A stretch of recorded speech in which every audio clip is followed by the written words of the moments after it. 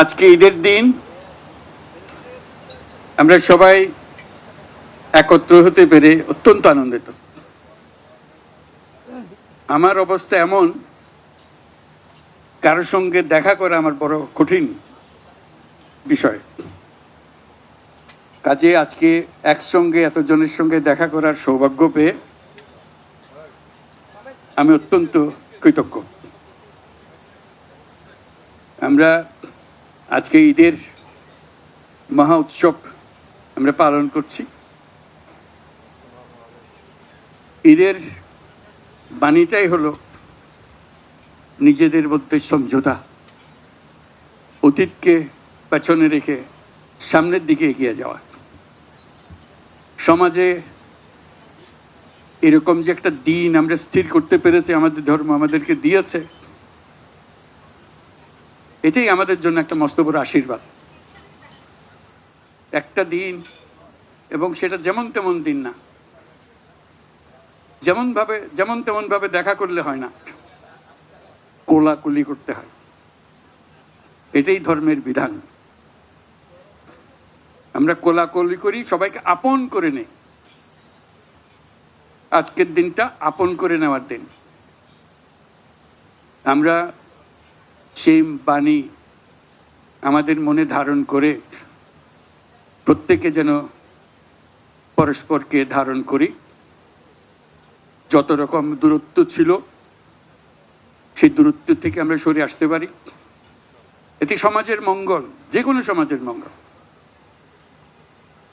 সেই সমাজের মঙ্গল আমরা যেন আগ্রহ সহকারে নিজেদের মধ্যে আত্মস্থ করতে পারি। সেই জন্য এবারের ঈদ অত্যন্ত গুরুত্বপূর্ণ ঈদ,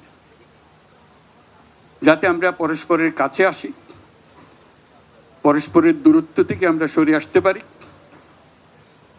জাতিকে সমাজকে ঐক্যবদ্ধ করতে পারি। কারণ এই ঐক্যবদ্ধ হওয়াটা আমাদের জন্য, এই সময়ের জন্য বিশেষভাবে জরুরি। সেটা যেন আমরা অর্জন করতে পারি।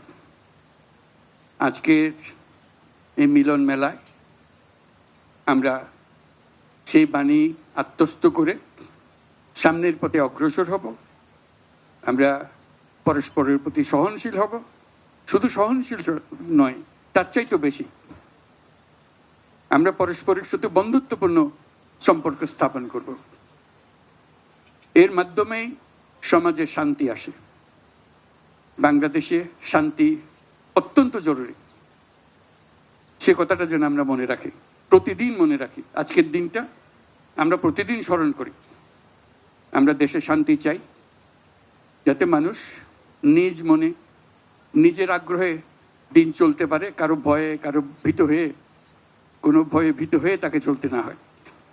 আমরা সবাই সবার মঙ্গল কামনা করি। জাতির জন্য শান্তি চাই এবং পৃথিবীর জন্য শান্তি চাই। আমরা সারা পৃথিবীর জন্য আমরা শান্তি চাই। Your Excellencies, I'm just emphasizing that this is a day for unifying the nation, unifying the people, so we can overcome all our distances, all our differences, and build up unity among us.